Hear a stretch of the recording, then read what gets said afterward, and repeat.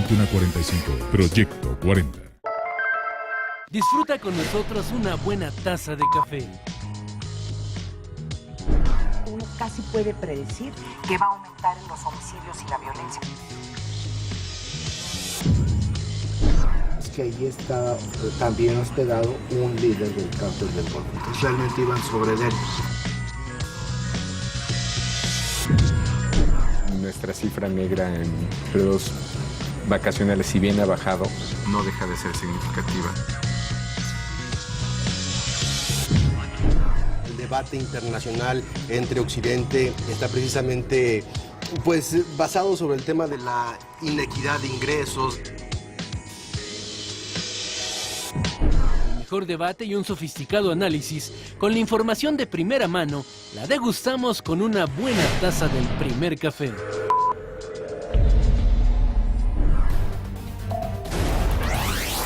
Confirman detención del ingeniero, presunto líder del cártel de Tijuana. Con diversas averiguaciones previas en su contra, la Procuraduría General de la República ofreció desde enero de 2011 una recompensa de 30 millones de pesos por información que derivara en la captura del ahora detenido. Los empleos no se generan con decretos, sino con inversiones, asegura el presidente Enrique Peña Nieto. La inversión que está programada para esta asignatura, la modernización de la infraestructura carretera, ferroviaria y de comunicaciones que tenemos en el país, es de 1.3 millones de pesos que estaremos invirtiendo. El canciller José Antonio Meade insta a reforzar la atención a los menores migrantes. Y al final del día, por la instrucción que ha dado el presidente Peña Nieto, de que el derecho humano y el cuidado y la protección a los menores más vulnerables esté al centro de nuestra gestión. Declaran culpable al exeditor del desaparecido diario británico News of the World por intervenir teléfonos de manera ilegal. Boko Haram vuelve a secuestrar a niñas y a mujeres en Nigeria. ¿Qué tal? Muy buenos días. Bienvenidos al primer café. Yo soy Ana María Salazar, Raimundo Riva Palacio, Paco Abundis. ¿Cómo están esta mañana? Muchas noticias que informar. Bueno, el mundo del fútbol, nada más, porque es lo único que vamos a hablar de fútbol. Está convulsionado por un carnívoro. Porque el crack de Uruguay, Luis Suárez, por tercera vez en su carrera, mordió a un jugador. Hay una gran polémica en el mundo sobre este método defensivo que tiene Luis Suárez para que desarrolla, ya lo ha desarrollado en otras ocasiones. Este es el jugador italiano que ayer en la derrota de Italia ante Uruguay, pues le dio una mordida cuando iba dominando Uruguay. Hay ya una queja formal por parte de Italia, también por parte de Inglaterra. Hay que recordar que Luis Suárez juega en la liga inglesa y también los medios de comunicación. Muy interesante el conflicto entre medios. Es una guerra de medios. Uruguayos contra ingleses, ¿no? Entonces, unos defendiendo, otros corriendo, que se ha extendido inclusive a algunas de las cadenas de televisión en donde ha habido ya también este conflicto, ha habido pleitos al aire. Lo que digo es que una mordida sí causa un conflicto global. A ver, Raimundo, perdón que empiece así esta mañana, así toda enojada. A ver, eso se le pone una denuncia penal y punto. O si no, como lo que hacía mi mamá, cuando le mordía yo a mis hermanos, le lavaba la boca con jabón. O sea, esto se puede detener. Ana María, no seas ingenua. El tema es de otra naturaleza. O sea, y como fenómeno mediático, es muy interesante cómo en la conferencia de prensa los únicos que le preguntan al entrenador por el tema de Luis Suárez son 3 reporteros ingleses, lo cual suscita ya un nivel de interés de, bueno, ¿cuál es tu agenda, no? Sí, Y muy molesto el entrenador les responde, ¿no? Digo, tan bien como pudo, pero se ve que estuvo a punto de perder el control y eso es lo que suscita esta guerra de medios. Este tema que es un tema mundial, el tema mundial, 3 columnas tiene el tema en la primera plana del New York Times. 3 columnas en la primera plana del New York Times. No está en el país informativo de nosotros los mexicanos, se les agradece. Que sin embargo tiene como 23% del país informativo que nos proporciona la agencia Intelite un condensado de información económica. Y por primera vez, creo que en este año, todos los temas reflejados en este 23% son positivos para la economía mexicana. Por una parte, el INEGI reportó un crecimiento de 0.08 en la inflación, que deja la tasa anual en 3.71%. Esta es una tasa bastante controlada en términos de inflación. También el indicador global de la actividad económica registró una expansión de 1.25% en relación al dato de marzo, que había caído 0.6%. El financiero en particular lo reporta muy bien. Y esto es una expansión mayor de la que esperaban los analistas. Y por otro lado, la Conferencia de Naciones Unidas para el Comercio reportó en su informe ayer sobre el comercio mundial que México regresa al top 10 de la inversión extranjera directa en el mundo, donde Estados Unidos mantiene el primer lugar y China se queda igualmente en el segundo lugar. Esta parte de la inversión es lo que lleva al segundo tema en el país informativo, con 19% de los impactos, donde el presidente Enrique Peña Nieto dice: el empleo no se puede crear por decreto, se requieren inversiones en bienes productivos. Entonces, sí, declaración es muy interesante, un mensaje directo a los empresarios que no vamos a tener ninguna política excepcional para que ustedes se puedan crear en 17% de los impactos es un tema que empieza ya a aprender en la conciencia de la opinión pública mexicana, que tiene que ver con los niños migrantes y este tipo de acciones de México y Estados Unidos que están haciendo para ver qué es lo que se puede hacer para evitar para evitar una violación a sus derechos humanos, para evitar una crisis humanitaria, que es lo que se empezaba a sentir. Y en la frontera, el secretario de Relaciones Exteriores, José Antonio Meade, viajó a un centro de detención en McAllen, Texas, en compañía del embajador de Estados Unidos en México, Anthony Wayne. Vamos a hablar sobre este tema un poco más adelante. Con 14% de los impactos, el PAN en el Senado regresa a la mesa de discusión de la reforma energética. Hoy se deben afinar los detalles con el coordinador del PAN en la Cámara Alta, Jorge Luis Preciado. Y el último tema, con 13% de los impactos, es sobre corrupción y soborno. Esto no son buenas noticias. La consultora internacional EY, que reporta ayer su informe global, es de 59 países, dice que la percepción sobre corrupción y sobornos se incrementó en México en 5 puntos. Del 60% que tenía el nivel de percepción en el 2012, se va a 65% en este año. Este es el PAI informativo. Vemos un PAI muy nutrido de información. Aleluya. No tenemos la mordida de Luis Suárez, pero tenemos la mordida en la inversión extranjera y la mordida también en temas de corrupción y soborno. Y qué poético está Raimundo esta mañana, ¿no? Vámonos a portadas, alguna portada que quieras resaltar, Paco.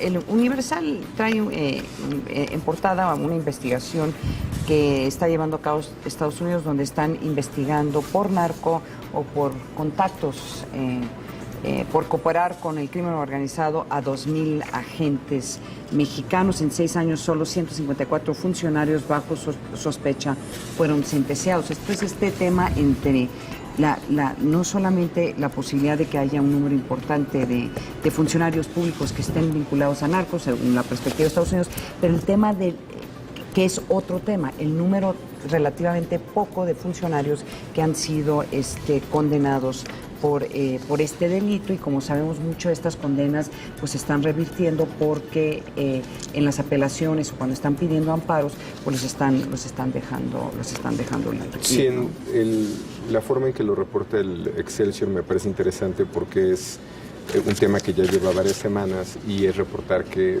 de pronto somos jugadores en el tema, ¿no? México clave para el caso de migrantes. Sí. Sí me parece que es no es necesariamente un tratamiento distinto, No. pero es darse cuenta que esto no tiene que ver nada más con Estados Unidos, que solamente con somos un país de Centroamérica. tránsito, Sí. sino que hay muchos niños que se están quedando en el país, lo cual, digamos, en estadística se multiplicó por 20 la cantidad de niños o jóvenes de menores de 18 años que están entrando a Estados Unidos. Pasó de 3,000 a 50,000, ¿no? Es decir, debe de haber alguna explicación por el tema y somos jugadores. Yo quiero resaltar la portada del Guardian de Londres, que le dedica toda su primera plana a un caso importantísimo, importantísimo, que es que ayer se determina que el Andy Coulson, que fue vocero del primer ministro Cameron, fue encontrado criminal por un juzgado, fue hallado como sentenciado como criminal por el caso de las escuchas telefónicas ilegales. Ahora, ¿por qué el Guardian le da esta portada completa? Es un asunto político. El Guardian es un periódico que representa los intereses socialdemócratas, este es Andy Coulson, y el gobierno de Cameron es conservador. Laboristas, ¿no? Laboristas. Sí. Socialdemócratas, laboristas. La prensa inglesa en términos editoriales sí está dividido entre laboristas y conservadores. La información no, la información es muy aséptica, pero a nivel editorial sí son laboristas o conservadores, socialdemócratas o conservadores. En este caso, The Guardian siempre ha estado con el partido laborista, y esta plana es una plana política. O sea, no es nada más noticiosa, que sí es muy importante, sino es fundamentalmente política. Y ojalá que tengamos la oportunidad más adelante del programa de hablar y en detalle lo que significa, recordarle al auditorio de qué se trata este caso y el impacto que esto podría tener para el primer ministro inglés. Y que tiene que ver con ética periodística, ¿no? También. Finalmente eran escuchas pagadas para generar no es ética, noticia. es actividades criminales. No, bueno, pero empieza por un cuestionamiento de ética periodística. Es decir, un periódico, los de Multok, pagando para tener estas grabaciones como una parte ahí es para una generar parte noticia, importante, ¿no? que tú acabas de decir. Se trata de el News of the World, que es uno de los periódicos de mayor circulación que tenía Rupert Murdoch, ¿no?, en el mundo, que lo tuvieron que cerrar por el escándalo.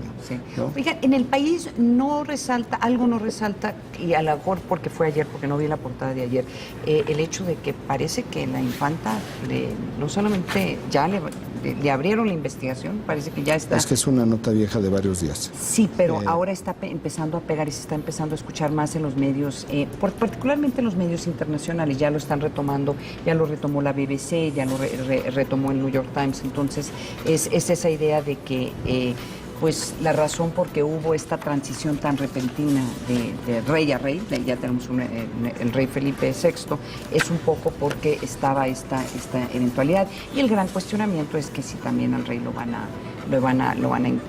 a investigar, ¿no?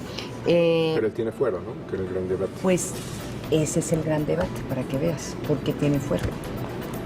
Yo sé, pero ese es el cuestionamiento que se le está haciendo a la monarquía, de por qué se le está dando fuero al rey si ya no es rey.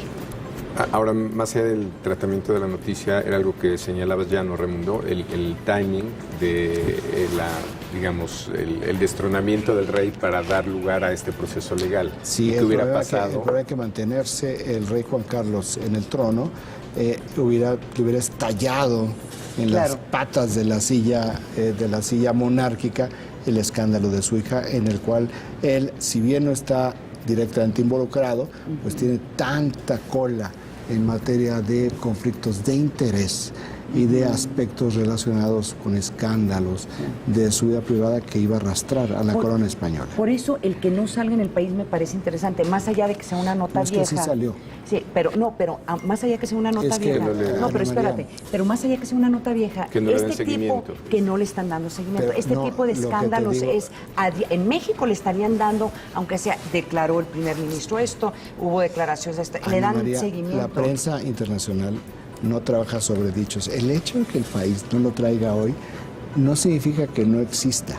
Es un tema que mantiene la prensa española y que lo registró desde hace 2 días con el viaje de la ex reina Sofía a Ginebra, precisamente en el contexto del juicio que se sigue a la infanta Cristina. El hecho de que no se haya publicado hoy no significa que no esté. Pero el hecho, a mí sí me parece interesante. Como no leí yo el periódico, tiene que estar hoy la noticia de ayer publicada. Esa es un poco la premisa. Es un tipo de noticia, Raimundo, en donde es tan importante, probablemente es la nota más importante, lo que más se está hablando en España en este momento. Y me parece interesante que no aparezca en la primera plana. En medios electrónicos la cantidad de tiempo que le están dedicando es increíble. Es impresionante. Por eso me parece interesante. Nos vamos a ir a un corte, pero antes los vamos a dejar con un adelanto de lo que nuestra compañera Jania Novel nos tiene preparados para el informativo esta noche. No se vayan. Hola, ¿qué tal, compañeros del Primer Café? Hoy en Palacio Nacional, el presidente Peña Nieto encabeza la presentación del Programa Nacional de Derechos Humanos 2014-2018. Esto luego de que en febrero pasado el secretario general de Amnistía Internacional, Salih El-Sethi, entregó un diagnóstico sobre desapariciones forzadas, homicidios extrajudiciales, torturas y otros malos tratos. Al respecto, la Secretaría de Gobernación reconoce que en el país hay 16,000 desaparecidos. Y también, después de la visita del relator especial de Naciones Unidas sobre ejecuciones extrajudiciales, Christopher Haynes, quien aseguró que el derecho a la vida está gravemente amenazado en México por las 50 muertes violentas que se registran al día. Los detalles, por supuesto, a las 8 de la noche. Hagamos costumbre acá, los espero.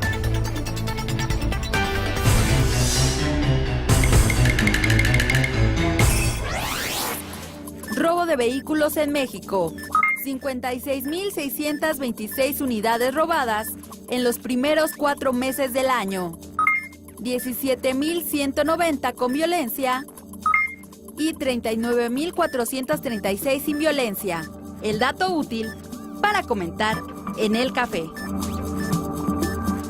Horacio Villalobos, Pilar Bolívar, Mauricio Valle. Farándula 40. Miércoles 22 horas. Proyecto 40.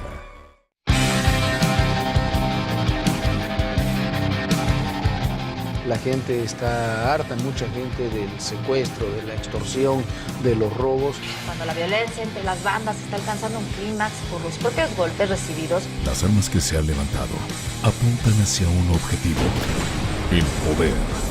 Y para obtenerlo, todo. Pero absolutamente todo es personal. Lunes a viernes, 21 horas. Proyecto 40.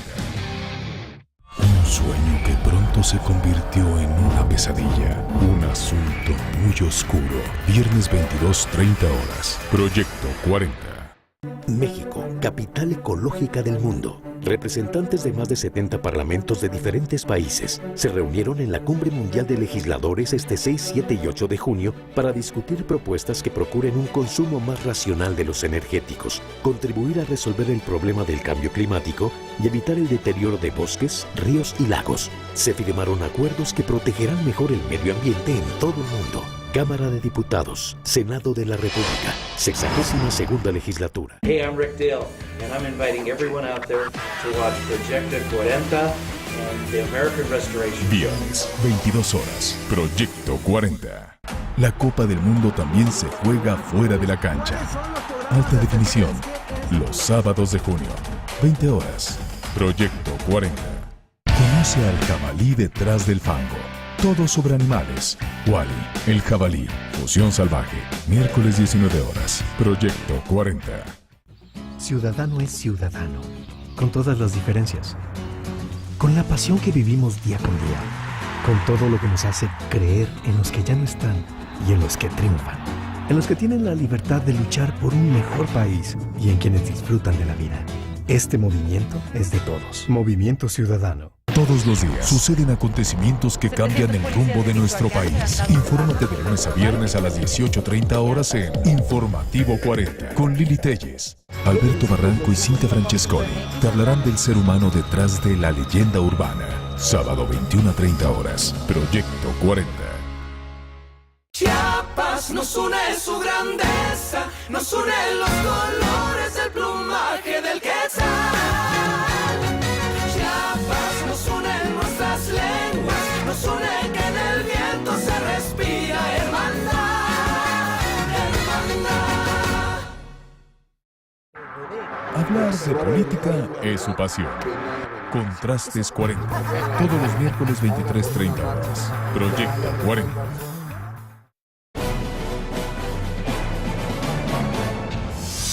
La comisión en la Cámara de Diputados que da seguimiento al caso Oceanografía citará una reunión de trabajo al Procurador General de la República, Jesús Murillo Caram, para que explique los avances de la investigación sobre este tema a los legisladores federales. El presidente de dicha comisión, Luis Espinosa Cházaro, informó del acuerdo para convocar al procurador y a los funcionarios de la empresa que ayuden a ofrecer información.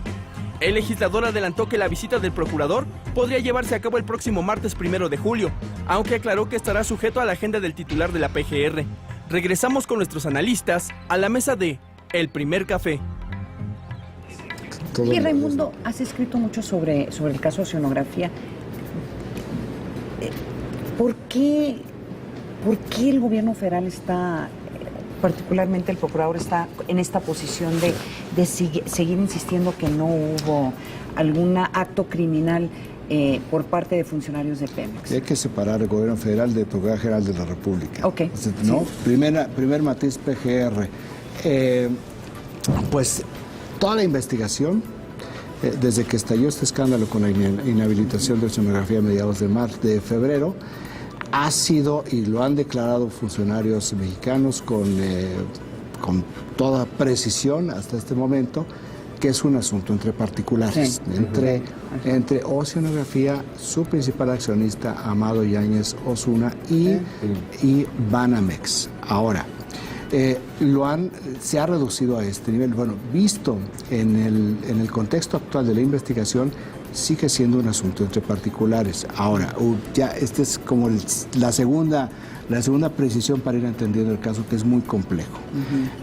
Lo que ha hecho la Procuraduría General de la República, de una manera que era inexplicable, es que toda la investigación estuviera centrada en la responsabilidad única de los ejecutivos de Banamex. Hay 4 órdenes de aprehensión, de las cuales 3 son para ejecutivos de Banamex y una es en contra de Amado Yáñez Osuna, que es el único que se encuentra actualmente digamos, libre bajo fianza. Aquí, para seguir respondiendo a tu pregunta, hay un informe de la Comisión Nacional Bancaria y de Valores que entró también a investigar este caso, que lo que recomienda es que se clasifiquen los delitos de las 4 personas, de los 3 ejecutivos de Banamex, Amado Yáñez Osuna, le llaman dentro de la numeralia 172 en el capítulo 1, que establece que es un delito grave. En el caso de los ejecutivos de Banamex, los ubicaron en la fracción 3 de esta numeralia, que sigue siendo un delito grave. En el caso de Amado Yáñez Osuna, ¿qué es lo que despierta este tipo de preguntas? Lo ubicaron en el inciso 5. El inciso 5 es un delito no grave. Y aquí lo que muchos involucrados, partes afectadas o personas que simplemente nos hemos interesado en ver la documentación, nos preguntamos es ¿por qué colocaron a Amado Yáñez Osuna en un delito no grave? Porque solo le adjudican el desvío de 55 millones de pesos de dinero que se obtuvo de líneas de crédito de Banamex con documentación falsa de Pemex y de la cual él extrajo para fines terceros que no tenían que ver con lo que estaba previsto en los contratos por ese monto. Cuando también registra la Comisión Nacional Bancaria y de Valores que en la misma tipo de operación de Amado Yáñez Osuna hizo otros desvíos por casi 1,000 millones de pesos, en lo que incluye renta de aviones, compra de helicópteros, viajes, pagos de nóminas, regalos, joyas. Es decir, hay una documentación dentro de la Comisión Nacional Bancaria de Valores, está documentado, insisto, por un desvío de 1,000 millones de pesos. Entonces serían 1,055 millones de pesos aproximadamente. Pues la PGR solo toma los 55 millones, no ha explicado el por qué, y los 1,000 millones que no alcanzaría fianza, los deja simplemente sin adjudicar. responsabilidades. Ahora... Esto es del lado de Yáñez, ¿no? de la investigación. Ahora, al Procurador General de la República ya le preguntaron la semana pasada en el Senado sobre este punto. Y él lo que dijo fue, no es un caso cerrado, no hemos terminado todavía la investigación. La documentación, la documentación tiene algunas cosas que también llaman la atención. Por ejemplo, Amado Yáñez Osuna declara ministerialmente que él no conoce al ejecutivo de cuenta de Banamex y responsabiliza a otros socios de ser directamente los responsables del quebranto. Sin embargo, en la documentación también, en declaraciones ministeriales, así como también otro tipo de documentación que ya ha surgido, está perfectamente claro que lo que declaró Amado Yáñez Osuna, pues en una buena parte es falso. Es decir, él le mintió al Ministerio Público Federal cuando lo interrogaron. Esto ya constituye otro delito, por el cual todavía no le fincan ninguna responsabilidad. De los 3 ejecutivos de Banamex, hay uno que era el responsable directo de la relación, que era el que veía la documentación con Pemex y Oceanografía. Que es Cervantes Murillo. Exactamente, Félix Cervantes Murillo, que estaba estaba radicado en Villahermosa y que tenía que ver también con Ciudad del Carmen, que es la persona que está acusado por haber hecho toda esta operación fraudulenta. En Cervantes Murillo, cuando viene la inhabilitación y empiezan a conciliar la documentación, los abogados, los directivos de Banamex con los abogados de Pemex empiezan a ver el tamaño del quebranto, le piden a Cervantes Murillo que vaya a Ciudad del Carmen para conciliar la documentación que ellos tienen con la gente de Amado Yáñez Osuna, quien les niega la información. Sí. Entonces van todavía 5 ejecutivos más de Banamex para Ciudad del Carmen y desaparece ahí Cervantes Murillo y reaparece en Villahermosa, que era donde vivía, con la documentación que había extraído de las oficinas de Banamex, por lo cual Banamex le presenta una denuncia ante el Ministerio Público por robo. Es detenido por robo, hay una negociación para que su esposa, que tenía la documentación, regrese todo el expediente de oceanografía que se había quedado Cervantes Murillo, y se desiste la demanda, sale en libertad y está prófugo. Ahora, Cervantes Murillo. Tú haces una referencia el otro día sobre un tema de corrupción. Es decir, y haces la distinción porque sí existen los candados preventivos para este tipo de operaciones. Exacto. Bueno, ¿no? aquí es... No es un tema de laguna, de área gris. Sí. Aquí hay varias cosas. Por un lado, un personaje que aparece en toda la documentación de manera circunstancial, que se llama José Ortega Rivera. José Ortega Rivera fue director de un área que depende directamente de Citigroup. Aquí las operaciones... Esta es parte de la crítica de la Comisión Nacional Bancaria de Valores, que hay casos como el de Oceanografía donde intervienen 2 áreas de la misma institución. El área que depende directamente de Citigroup, Citigroup, y el área que depende de Banamex.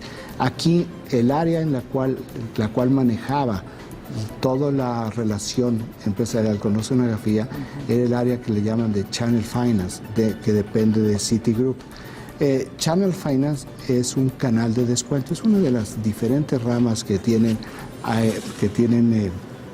las instituciones, que tenía que ver directamente con factoraje. Bueno, entre las varias cosas tenía que ver con factoraje. En esa dirección trabajó durante 2 años, del 2010 al 2012, José Ortega Rivera, quien ya había trabajado 15 años previamente en Banamex, ya había salido por un recorte presupuestal en el 2008, si mal no recuerdo. Él había hecho en aquel momento las guías de operación, manuales y procedimientos. Cuando él regresa a Channel Finance, él reescribe los manuales de operación y procedimiento que él mismo había escrito, nada más que aquí lo que hace es ampliar los plazos de pago. O sea, él genera la... Él hace cambios en el manual de procedimiento con respecto a Pemex, que de acuerdo con una colega nuestra aquí, Alicia Salgado, transfiere los riesgos hacia Pemex. Entonces le quita riesgos a Pemex. ¿Por qué menciono tanto a José Ortega? Le quita riesgos a Pemex. A Oceanografía, y se los transfiere a Pemex. Okay. Lo cual no debería de ser. Claro. Entonces, pero José Ortega Rivera se va porque lo despiden en Banamex. ¿Y por qué lo despiden en Banamex?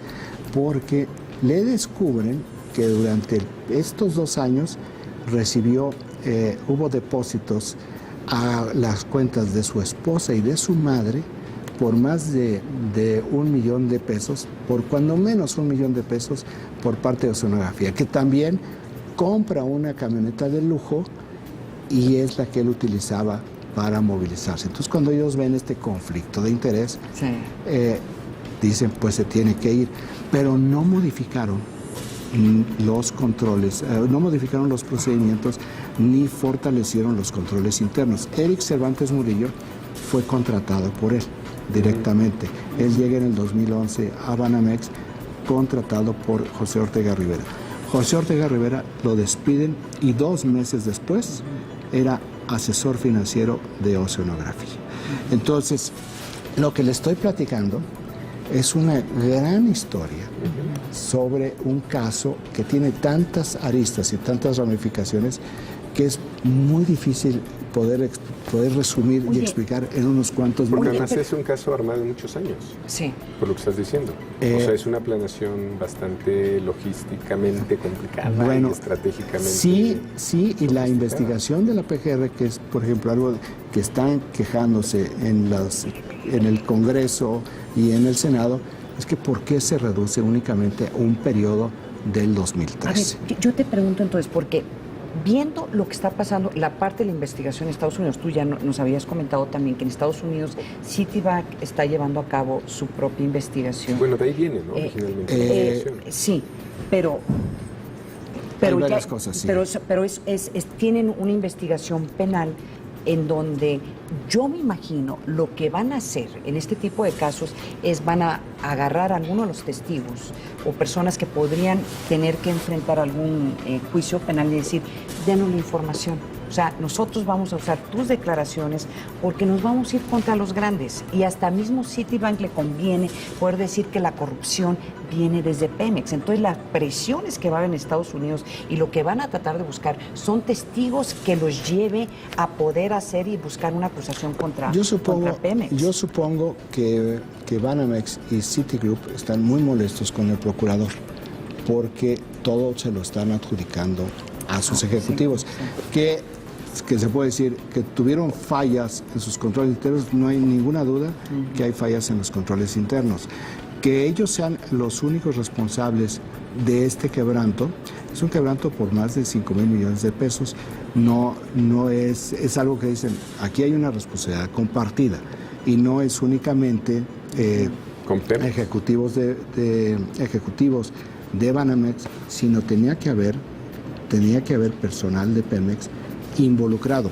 Y no en el 2013, porque este episodio del 2013 realmente no es del 2013. Esto viene de varios años hacia atrás. De hecho, en Pemex había una investigación que se detuvo en el gobierno de Felipe Calderón sobre esta área, que es específicamente Pemex Exploración y Producción, que se encuentra en Ciudad del Carmen desde el 2010. Las señales de alerta en Pemex se prendieron en el 2010, pero toda esta investigación que había para determinar qué estaba sucediendo con Oceanografía y esta área de Pemex Exploración y Producción, y en particular con la Subdirección de Operaciones Marítimas, que estaba a cargo de Mario Ávila, que era el director, se paró. ¿Quién es Mario Ávila? Mario Ávila fue candidato frustrado al gobierno de Campeche, perdió la elección. Pero Mario Ávila tiene 10 años o más siendo un político protegido por la familia Muriño en Campeche. Ellos son los que a la muerte de Juan Camilo Muriño, secretario de Gobernación allá a finales del 2008, el padre de la familia, el jefe de la familia, Carlos Muriño, le pide al presidente de la República, en ese momento Felipe Calderón, que nombre a Mario Ávila a cargo de esta área de Pemex, exploración y producción, que hay que decirlo, es un área donde circula tanto dinero, es tan compleja, tan delicada, que tiene prácticamente comunicación directa con el director de Petróleos Mexicanos dentro de la estructura, sin ser un área a nivel de director en Pemex, pues es donde más se genera el negocio, porque son las áreas que tienen que ver con plataformas petroleras, con buques petroleras. Bueno, en este caso oceanografía, que fue el problema que tuvo Pemex al momento de inhabilitar y el gobierno federal, es que era una empresa que tenía más de 8,000 trabajadores y que además no podía dejar de operar, porque si oceanografía dejaba de operar como empresa, lo que iba a provocar era un problemón a Pemex, que no tiene que ver con nada de un negocio del quebranto, sino con la operación diaria y el transporte de combustible. Y por ende, a lo mejor hasta los mismos precios del petróleo en los mercados. O sea, bueno, también hubiera tenido un impacto, por supuesto que sí, en los mercados internacionales. En esta historia hay problemas en la regulación de Pemex. Es decir, tú hablaste de problemas de... No, si lo vemos en términos de regulaciones y de controles, no. Es un problema de individuos, no es un problema de procedimientos. Sí, digo, porque creo que si pensamos en cómo se está legislando ahora en la secundaria sobre la energética, esto podría ser un caso... ¿Qué es lo que yo creo que traen un asunto como de confusión? Sí. Porque están pensando, bueno, vamos a evitar que esto suceda. Están las regulaciones, son regulaciones muy estrictas. O sea, a Pemex lo que hicieron fue un fraude total, porque les inventaron facturas. O sea, eso no había manera. Digo, si tú te inventas facturas... Y te lo acepta el banco. Bueno, porque había personas que cuando nos podemos decir presuntamente involucradas en el banco. Por eso el tema de Eric Cervantes Murillo es importante, porque él sería como la última pieza del eslabón, pero una pieza fundamental, porque es la persona que conciliaba los documentos. Entonces, por eso también hay otros dos ejecutivos de Pemex a los cuales les están transfiriendo responsabilidad y que tienen orden de aprehensión. Paradójicamente, estos dos ejecutivos son algunos de los que detectaron lo que estaba sucediendo, lo alertaron en el Consejo Directivo de Banamex y se empezaron a tomar medidas. Pero aún así, y entiendo un poco lo que tiene que ver con las órdenes de aprehensión, porque lo que necesitan es hablar con ellos.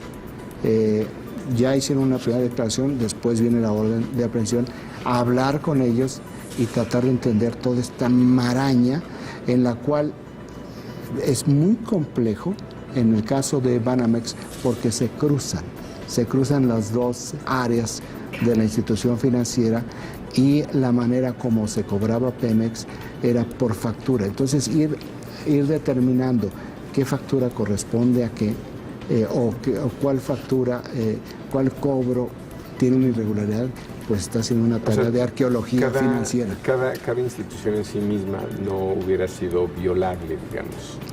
En la mezcla. Si no hay relajamiento en los controles internos, porque después de lo que sucedió con José Ortega Rivera, y no mencionamos que esto sea un acto ilegal, había cuando menos un enorme conflicto de interés. Creo yo que Banamex tendría que haber hecho algo mucho más serio. En el caso de Ortega Rivera, cuando le encuentran toda esta información, y él no niega los depósitos, da una serie de explicaciones que era, por ejemplo, obras de arte, pinturas que le habían vendido a Amado Yáñez Osuna, su esposa, y que por esa razón le habían hecho esos pagos. Lo que sí creo es que después de eso, pienso me meto un poco en la cabeza en la psique de un contralor, que van a desmentir los contralores, cuando menos había dicho, a ver, aquí huele a gas, vamos a revisar qué está sucediendo, vamos a revisar nuestra relación con Amado Yáñez Osuna y no cómo sucedió, que seguían adorándolo. De hecho, Oceanografía lo reclasificaron como un cliente bueno a un cliente premium. Un cliente premium que solo se le da ese tipo de tratamiento a las más grandes empresas globales con las cuales este grupo financiero tiene una relación. Digamos, primera síntesis. Y el drama continuará. No el drama, el caso va a continuar, va a ser muy interesante a ver para dónde va la Procuraduría General de la República, con toda la información que está si lo ilustras en términos, digamos, como una primera conclusión es la corrupción no tiene que ver estrictamente o solo con gobiernos. Como no es patrimonio de un gobierno. No es patrimonio ni de un gobierno ni de una sola institución. En nuestra sociedad, que es donde, exacto, somos tan laxos en materia de corrupción que nosotros toleramos y utilizamos el ambulantaje, la piratería. Y el factoraje, bueno, pero ya es otro tema, para que hablemos sobre el factoraje que también se presta y se explica muchas veces por el tema de corrupción. Vámonos a otro tema que ustedes los dos mencionaron al principio del programa, que tiene que ver con este seguimiento que se le está dando a la problemática de los menores migrantes que viajan solos. O sea, Antonio Meade, el secretario de Relaciones Exteriores, se entrevistó con autoridades migratorias estadounidenses. El canciller estuvo en McAllen, Texas, donde realizó un recorrido por la zona fronteriza. Ahí reiteró que la red consular mexicana redoblará esfuerzos en apoyo a este sector de la población. Ahí podemos ver imágenes donde estuvo con el embajador de los Estados Unidos aquí en México.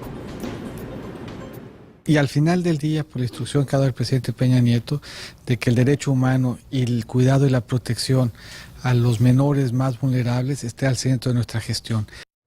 Ahora, sí es un tema consular para el gobierno mexicano, pero es solamente una parte y una parte muy pequeña. O sea, el tema fundamental es que en varios países centroamericanos, particularmente en Honduras, se cree que si sus hijos pueden llegar a Estados Unidos, que les van a dar, los van a proteger, les van a dar eventualmente una ciudadanía. En parte tiene que ver con las declaraciones que hizo Barack Obama en este último año, y también esta política de Dreamers, en donde se permitió que jóvenes, niños que llegaron a Estados Unidos en un momento dado ya no se les perseguiría y de hecho se les daría una protección especial para que eventualmente pudieran convertirse en ciudadanos americanos. Realmente es un tema que nos cayó a todos en los dos países casi por sorpresa, por no estar atentos a lo que estaba sucediendo y por algo que tú señalabas un poco antes de entrar al aire, Paco, que no hay realmente una explicación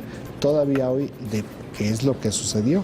Entonces ni se diagnosticó a tiempo, ni se vio en su momento por los especialistas, ni por los medios de comunicación, y hoy tenemos como que qué es lo que pasó que no nos dimos cuenta y que es tan grave para que estén metidos dos presidentes directamente en buscar una solución al conflicto.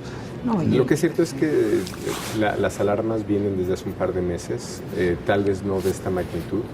Y podría haber incluso algún nivel de crítica por la respuesta tan lenta, porque para que puedan llegar 50,000 niños a Estados Unidos, ¿no? Había registros en diarios, me parece a mí que fue el primer texto que yo vi, que no significa que es el primer texto que se haya publicado, lo debo haber visto en la primera plana del New York Times hace como un mes, de Julia Preston, que incluso aquí comentábamos la fotografía, que si bien estaba muy enfocado hacia Honduras, la fotografía, que era espectacular, era de niños mexicanos. Que ahí ya hablaba de números, pero previo a eso, lo comentamos hace yo creo que un par de meses, un artículo del domingo del New York Times de la historia de esta niña hondureña de 12 años, que la regresan en Nicaragua, que en un segundo intento llega, no recuerdo si a Juárez o a Tijuana, que es parte de la crítica también.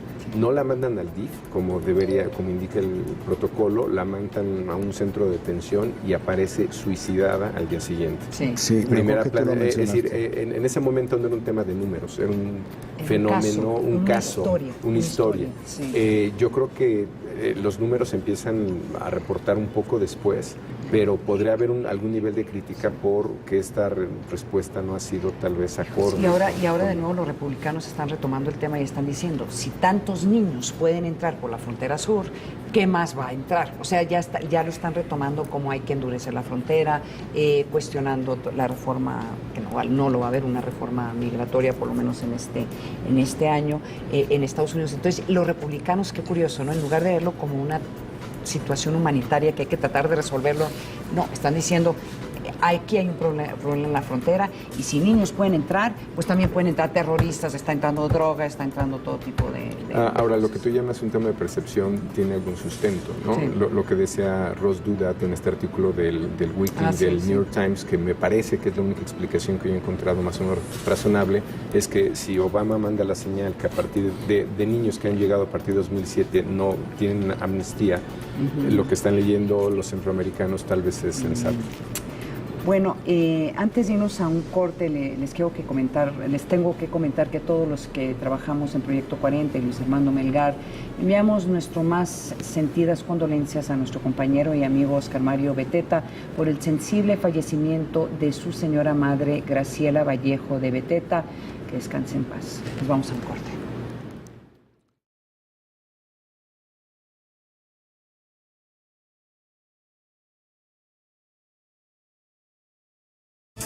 La alternativa del cine en la televisión.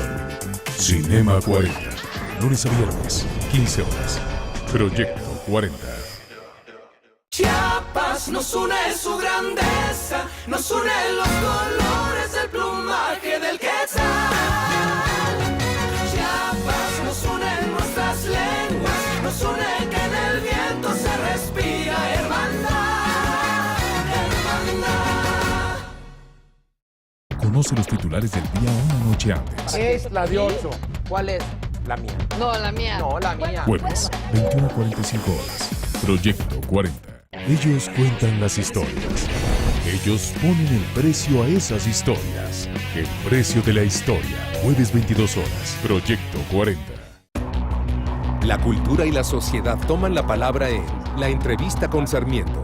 Miércoles 21:45 horas. Proyecto 40. Todos guardamos secretos. Bienvenidos al Refugio de los Conspiradores. Sábado 22 horas. Proyecto 40. Con la Cruzada Nacional contra el Hambre se han instalado más de 3,000 comedores comunitarios a lo largo y ancho del país, donde niños, mujeres y adultos mayores tienen la alimentación de calidad necesaria para prosperar. La Cruzada ha hecho posible que más de 3 millones de personas estén comiendo mejor. Cruzada Nacional contra el Hambre. Un año cumpliendo. Mover a México. Gobierno de la República.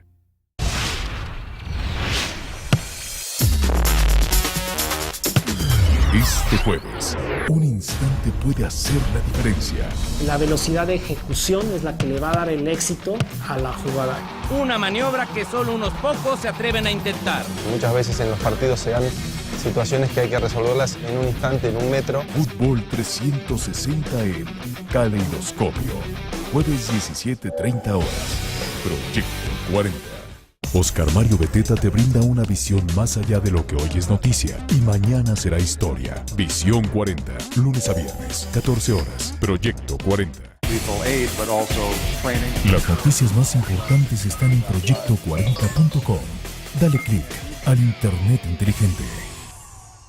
Cuídalos con Danonino, porque tiene el doble de calcio de la leche y a diferencia de otros lácteos está fortificado con vitamina D que ayuda a que el calcio se absorba. Con Danonino juntos los ayudamos a crecer. Un hombre está dispuesto a perder la vida por encontrar la verdad de la desaparición de García Lorca. La vida es cine. Sábado 22:30 horas. Proyecto 40.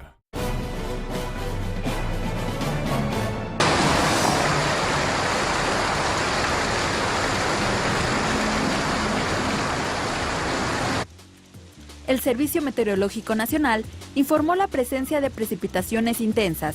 Esto debido a una baja presión que se ubica a 240 kilómetros de la costa de Cabo San Lucas, en Baja California Sur, así como por la presencia de la onda tropical número 5 que afecta a la zona sur, centro, oriente y occidente del territorio nacional. Algunos de los estados afectados por esta condición son Jalisco, Sinaloa, Nayarit, Colima, parte de Baja California Sur y Sonora, entidades donde se presentarán lluvias intensas. En Tabasco, Veracruz y Chiapas se prevé el desarrollo de nubosidad. En el Estado de México y Morelos se pronostican aguaceros intensos con actividad eléctrica y precipitaciones fuertes en el Distrito Federal y Tlaxcala. En la capital del país, el Sistema de Aguas de la Ciudad de México reportó al menos 64 encharcamientos en diferentes vialidades. Las delegaciones más afectadas fueron Cuauhtémoc, Miguel Hidalgo, Coyoacán, Azcapotzalco, Benito Juárez, Iztapalapa, Gustavo Amadero y Tlalpan. En Huixquilucan, Estado de México, un rayo impactó a 2 estudiantes que intentaban cubrirse de las lluvias bajo un árbol. Uno de ellos murió y el otro fue trasladado a un hospital con quemaduras de primer grado. Las condiciones climatológicas también afectaron a Puebla, donde las calles de la capital quedaron convertidas en verdaderos ríos. En algunas regiones, el agua alcanzó hasta medio metro de altura. En Aguascalientes, la Coordinación Estatal de Protección Civil atendió al menos 50 reportes a causa de las lluvias y se informó el aumento en los niveles de las presas. Regresamos con nuestros analistas a la mesa de El Primer Café. Todo esto tiene que ver con un niño, que es la corriente del niño. Fíjate, la corriente del niño que te cambia las condiciones de calor de las corrientes del mar es lo que nos está provocando esto. La corriente del niño no es algo nuevo, tiene ya muchísimos años y en países como África ha generado devastación ambiental. Esto no es responsabilidad directa de nadie, es una responsabilidad colectiva porque tiene que ver con el cambio climático. ¿Y tú crees que la crisis de la ciudad por inundaciones no era necesariamente una responsabilidad? En este caso no es por exculpar a la jefatura de gobierno con desasolve, sino con lluvias inusuales, porque sí hay que distinguir. Sí, ¿no? hay que distinguir. Hay que distinguir. Sí, son lluvias atípicas, es la corriente del niño que hace mucho tiempo no nos golpeaba tan fuerte, a lo cual no se le excluye lo otro, pero está mucho más allá de los capitalinos tirando basura en las calles, porque además no es nada más basura, hay muchos restaurantes que tiran aceite, entonces eso te arruina también todos los procesos. Esto es colectivo, no sean cochinos. Uno solo no tiene responsabilidad. Oigan, y tomen sus precauciones porque parece que va a llover también el día de hoy. Antes de terminar el programa, sí quisiéramos retomar esta nota que ustedes mencionaron, también Raimundo, que lo mencionaste al principio del programa. Cae el primer responsable del caso de espionaje telefónico realizado por el periódico británico News of the World. Veamos. Andy Coulson, ex jefe de prensa del primer ministro británico David Cameron, fue declarado culpable de conspiración al comprobarse su responsabilidad en la intervención de teléfonos de diversas figuras públicas para obtener exclusivas para el periódico News of the World. La antigua directora del rotativo, Rebecca Brooks, fue exonerada de los cargos que la señalaban como responsable de aprobar sobornos a funcionarios del Ministerio de Defensa y ocultar información a los investigadores policiales. Este escándalo obligó al empresario y dueño de la edición Rupert Murdoch a cerrar la publicación en el año 2011.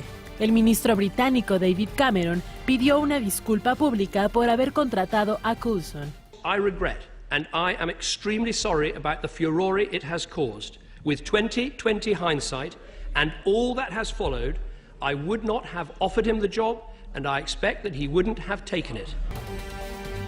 El 26 de enero de 2007, el corresponsal del News of the World, Clive Goodman, fue sentenciado a 4 meses de cárcel tras declararse culpable de interceptar mensajes de empleados de la Casa Real. El entonces editor del tabloide, Andy Coulson, renunció al cargo, alegando que desconocía los hechos.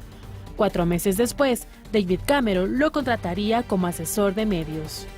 Para el 21 de julio de 2009, el diario británico The Guardian aseguró que periodistas del News of the World habían contratado a detectives privados para acceder a cerca de 3.000 teléfonos. El 21 de enero de 2011, Coulson dejó el cargo como director de comunicación del primer ministro David Cameron. Tras darse a conocer más casos de espionaje, el 8 de julio de 2011, Andy Coulson es detenido bajo sospecha de interceptar comunicaciones. Fue el 27 de octubre de 2013 cuando inició el juicio contra los integrantes de la publicación acusados de espionaje telefónico. Cabe destacar que la pena impuesta a Andy Coulson será informada en los próximos días. Regresamos con nuestros analistas a la mesa de El Primer Café. Oye, este caso comienza. Primero hay que decir por qué razón hicieron esto. Es la competencia de los tabloides británicos y de los periódicos británicos, porque el News of the World no era un tabloide, era un periódico tipo Sábana, que es, digamos, los periódicos estándar. El dominical, los periódicos dominicales que tienen una altísima circulación, tienen una competencia feroz entre ellos. Y en particular en ese nicho, ¿no? Sí. Bueno, en ese nicho, pues es lo que le llaman Fleet Street, que es como antes era aquí Bucareli, que era donde se concentraban los periódicos. Fleet Street, todavía ya no están los periódicos, pero era la zona de los periódicos, la batalla de ¿qué sería aquí el gráfico? Sería como Bucareli, donde se concentran 6, 7 periódicos, digamos, es la zona donde se ¿pero cuáles reparten serían los en México periódicos. los que estarían compitiendo, digamos? No, es que no hay nada comparable en el mundo con lo que sucede en Londres, en ese tipo de cosas, porque también los tirajes, estamos hablando de tirajes superiores de 1 millón de ejemplares al día, o sea, tirajes espectaculares, porque juegan mucho con sexo, escándalo y realeza. Estos son las 3 variables. Lo que entonces, te gusta, entonces, ¿cómo que te gusta? ¿En dónde se levantan las señales de alarma? Cuando publica el News of the World una conversación de Andrew, de la realeza británica, donde cuando lo ve la Casa Real, dice, esta información que era sobre algo irrelevante en términos deportivos, de que no iba a jugar un partido, no me acuerdo si de polo, porque estaba lastimado. Ese era todo. Pero no había otra forma de acceder a esa información. Porque eso era una conversación telefónica. Entonces, cuando ven la Casa Real en Londres esto, y empiezan a ver internamente de dónde salió, ven que eso fue una conversación telefónica.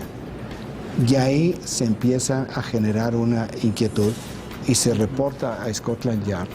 Y luego viene otra conversación, también de una manera muy extraña, que provoca que un actor cuyo nombre ahorita no recuerdo, pero un actor británico que siempre está metido en escándalos porque siempre lo agarran haciendo cosas indebidas en el auto. Hugh Grant, le publican y él les mete una demanda. Y ahí viene, en donde viene ya la crisis, es sobre lo que tú mencionabas. Pues, difunde el News of the World la conversación de unos secuestradores, en el caso de una niña. Sí. Así es. Y la niña murió, pero fue tan fuerte esta información que ahí es donde se destapa. Esto fue 4 años después. Porque le habían hackeado el teléfono de la niña, los mensajes que había en el teléfono de la niña. Se ve que habían hackeado. Y hay una demanda de Hugh Grant, que así también es. obliga a como la estaba muy investigación. molesto por todas las cosas que le sacaban, él asume la defensa de ellos y mete la demanda. Oye, y ahí empieza a ver, Raimundo, yo te pregunto, Paco, yo entiendo que los gobiernos espían y que hacen este tipo de actividades, pero un periódico, un medio de comunicación, yo creo que esto es la primera vez que se publica hay medios, tipo de información. hay medios que le juegan al policía chino, ¿no? De manera regular, pero que paguen investigadores y que sea tan sistemático, para que violen la ley para sacar información. Yo no recuerdo casos más que en la prensa británica, porque está el News of the World, pero en todos los testimonios y todo este caso en los últimos 2 años, y el reporte que hay, un reporte de más de 400 páginas que salió sobre este tema, se habla de que son prácticas que también se realizan en otros periódicos británicos.